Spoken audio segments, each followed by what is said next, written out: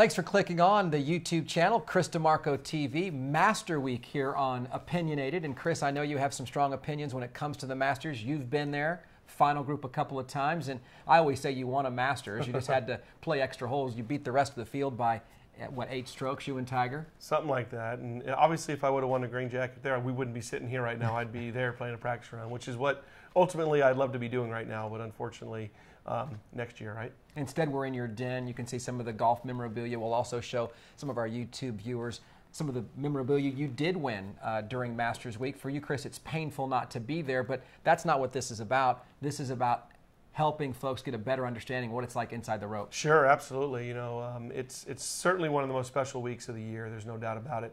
I think it's probably the greatest golf course we play all year.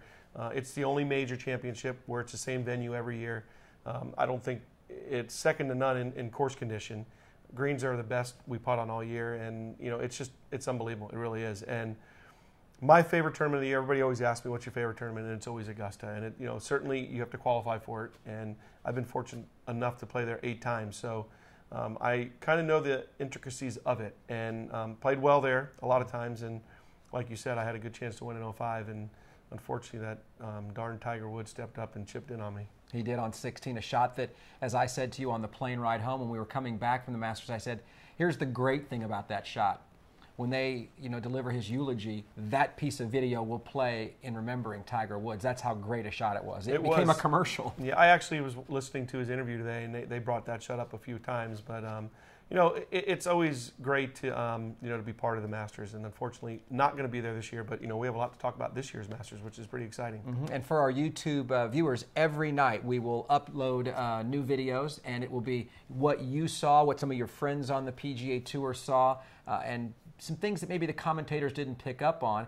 Tonight, as we go into the preview here on YouTube, and for the folks that are following us both on, you know, Facebook and Twitter, you're just social media king here. What types of things would you tell them to look out for in 2011? I mean, Phil is, of course, one of the big stories. Well, you know, the one thing about Augusta, which is so cool, is they tweak the golf course every year. They don't tell the players. They just, every year there's something new about it, maybe a new tee box that they took out and they put a new one in, and it looks like it's been there for 50, 60, 70 years. A few other things that people don't know about, like when they cut the fairways, they always mow the fairways into you with the grain.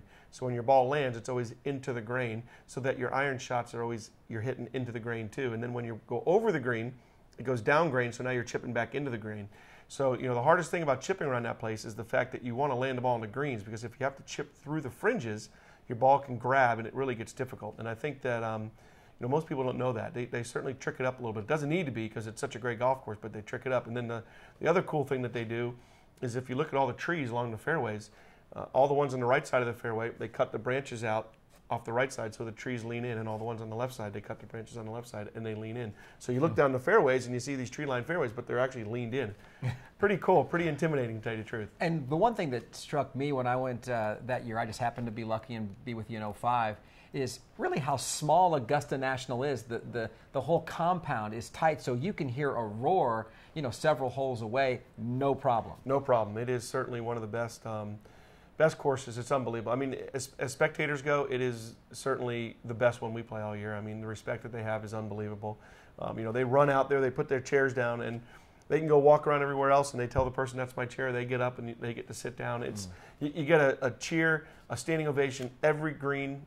Everybody cheers for you, no matter if you're 10 over or if you're 10 under. It doesn't matter. They're just cheering you and knowing that you've done something special to be there. We get the feeling from you and from others who've been there, it is a special place. I have goosebumps talking about it, how special that place is. That's amazing. If you look at all of the sports venues, all of the sporting events, and of course you're a professional golfer, is that the one that if you were watching here that you would, you know, if you could rally and find a ticket or buy a ticket, or you know, you won the lottery and you could afford to buy one from a scalper, is that the event that you would buy to go see, or would a Super Bowl be there? Absolutely. No, I think that the thing about Augusta is TV. Now we're getting 3D TV and we're getting HD TV, so it's starting to do it a little bit of justice. But being there and actually seeing some of the undulations that those greens have, I don't think you can see from TV. I think it's you need to be there and you need to see it. The 14th hole in particular, I mean, you're in the fairway and you're chipping up to that green, and you can't almost see the green to the right of it because the hill's so high.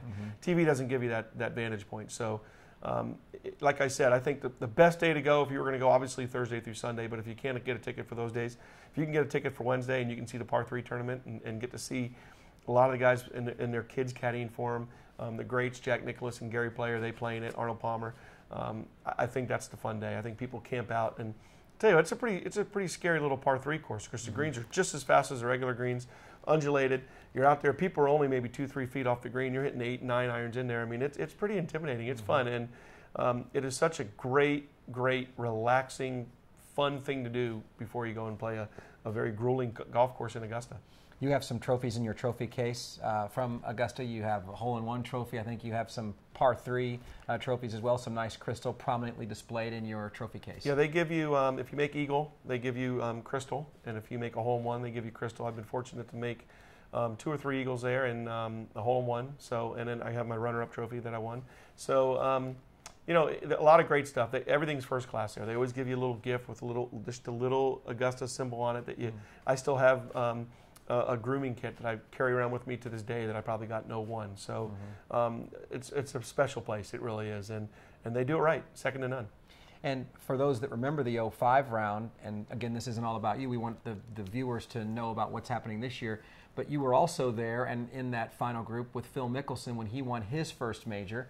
And now Phil is the likely favorite to win again this year. He won last week. He won last year at Augusta. Is he your pick? You know, going into last week, I was saying that, you know, Phil looked like he was struggling. And, you know, the thing that why I like him, he is my favorite to win the tournament. Why I like him a lot is because the Houston tournament, to draw a lot of the players that are going to play in Augusta, they make the course very similar to Augusta. Green speeds, not much rough around the course, especially off the greens, and long, kind of fun golf course, and it's just kind of like Augusta, to tell you the truth. And you can see that Phil really stepped it up on the weekend. He's 70-70 the first 2 days, kind of just got through the motions, and then really stepped up 63-65 in the weekend to win.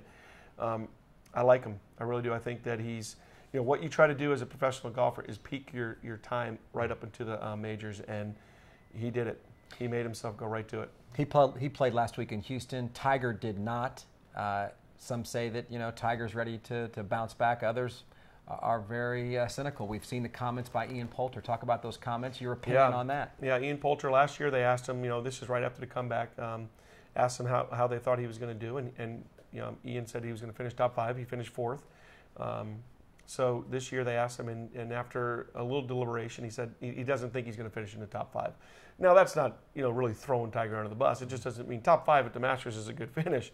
So, you know, he just doesn't think he's going to do it, and he's entitled to that. But what I liked was Tiger today. They interviewed him, and Tiger said, well, Ian knows everything, doesn't he? So it should be he should be right on. So I thought it was pretty funny that he did that. It's good humor between them. They both play golf here in Orlando, so you know it's what it's about. I mean, you know, everybody, I included, we want to see Tiger back. I want to see Tiger win. I want to see him up there. I mean, you know, we haven't seen any of the fist pumps and the really, you know, the theatrics that we see from him on the golf course because, you know, quite frankly, he hasn't done that. So I know that if we're frustrated with him, I can only imagine how he's frustrated inside. So one thing I've learned, though, over the years is you never count him down because every time anybody counts him out, he comes right back swinging and goes off. So I look for Tiger to compete this week. I don't think his swing is where he wants it to be. You know, he's certainly got the will, and he's certainly a great enough putter to get there. But I don't know if the swing will hold up with the change that he's making, if he can truly trust him on a golf course like this in this type of situation. But I certainly expect him to be up there for a long time. Okay, so you can challenge Chris, the Facebook challenge on your Facebook fan page. It is an outstanding idea. I know it's one of your ideas, and you've pulled it off. And people are going to pick their top 5, and they can compete against you and the rest of the country. And there's going to be some prizes with that. Yeah, it is. Yeah, you take your best 5, and you take your best 4 scores from the guys that make the cut, and you add them up, and the winner at the end is going to get a Masters flag signed by the champion and a new ping driver of your choice, obviously, the i15 or maybe the i20 or if it's out, and the G15 also. So It's neat graphically. Again, it's the Facebook fan page of Chris DiMarco. It's the Masters Challenge, and it's nice too because as you click on that, the picture of the golfer in the descending goes right in order, the big box. Yeah, it's pretty cool. It goes in the big box, and then if there's some ties, it'll go down to the Sunday final round. Yes, exactly. In your hand right there, you're also looking at some of the pairings as we wrap up this edition here on YouTube, the opinionated edition with you, Chris, about the Masters. Who do you like? What should we look for on Thursday? Well, I mean, as a spectator, if I'm going out and I'm going to watch some golf, obviously you got the Phil Mickelson, and it's interesting because he's playing with Jeff Ogilvy, and he's also playing with Peter Uihlein, who's an amateur, whose father is the CEO of Titleist, which is pretty cool. But he's going to be in some pretty good company. Hefty company out there with Phil Mickelson, and that's a late tee time. So the good news is you get out there, you can go around, watch, and then go back out and watch Phil, and then you get obviously Tiger. Everybody's going to watch Tiger, who they want. But some ones that people don't know about that might want to watch. I like the group of Dustin Johnson, Adam Scott, and Nick Watney. That's pretty early in the morning on the first round. I think that's like 8:38 on the first round. Then you got a really great young group in Rory McIlroy, Ricky Fowler, and Jason Day. I mean, I think the combined age is maybe 60, 62, 61. So, and I'm telling you, these guys can go. So I might look for fun one to watch. I picked Rory in my top 5. I figure that one of these guys are going to be right up there at the end for sure. And then you have another young group with Ryo Ishikawa and Bill Haas, and they're paired with two-time major champion Patrick Harrington, 3-time major champion. So that should be a fun group too. I'll tell you, it's unbelievable just to look at how they do it, and it's great how they do it because they actually put the players that they think might be enticing for people to watch. So there's a lot of really good ones. Then obviously I like Hunter Mahan, Ernie Els, and Francisco Molinari. That's another great group, and right behind them is Tiger Woods, Graham McDowell, and Robert Allenby. So that's if you want to stay ahead and watch a good group, then you got Tiger Woods coming up right behind those. That's a great one too. So, and then the champion a couple years ago, Cabrera, and then you got Ian Poulter. Who knows what he's going to wear this week? Right. You never know what he's going to wear. Whatever he wears will clash with green. You got him, and then you got David Toms, who's probably got the prettiest stroke on tour. I mean, I don't think anybody strokes it as smooth as he does, and in good form. So I expect David to do real well there too. He could have won 2 weeks ago, Bay Hill. And then who doesn't want to go watch Freddie? Right, Freddie Couples, 1253 is playing with Luke Donald and Steve Stricker, who obviously Steve Stricker is one of the I think he's the best putter we have on tour, and obviously been one of the most consistent players we've had out there in the last couple of years too. Barring injuries, he's been right there. So I think you got a lot of really cool little things out there to watch, and I picked Justin Rose in my top 5 also, and he's playing with last year's British Open champion Louis Oosthuizen and KJ Choi, who KJ is that guy. He's just solid, drives it good, hits his iron good, and putts great. So you never know. I mean, there's a lot of great players in this thing.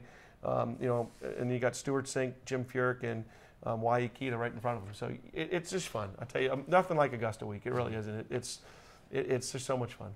Go to Chris's Facebook fan page again and do your top 5 in descending order who you think is going to finish in the top 5, and we'll see if you get the great prizes, the Ping driver. Bring it on, because I think I like my top 5. So. And you've already been tweeted or instant messaged or whatever. They like this as much as the bracket for the NCAA. I did. I got a great message from one guy. Said, "This is unbelievable. This is great. NCAA and ESPN needs to probably do that, but we're going to try to patent that before that happens." And we looked on there. We had hundreds of people already playing, and we hadn't even promoted it. So jump on and tell your friends about it. And of course, we'll be here every night when you are looking for a recap of what happened with Chris's opinion here on Opinionated on YouTube. Click on us, and we'll get you an update like you can't get anywhere else from a guy who was inside the ropes playing in the final group a couple of times. And as I said, you won the Masters, just the extra holes at the Masters. Well, yeah. Tiger got you. Yeah. All right, for Chris DiMarco, I'm Greg Wormuth. Again, we'll see you tomorrow night right here on YouTube.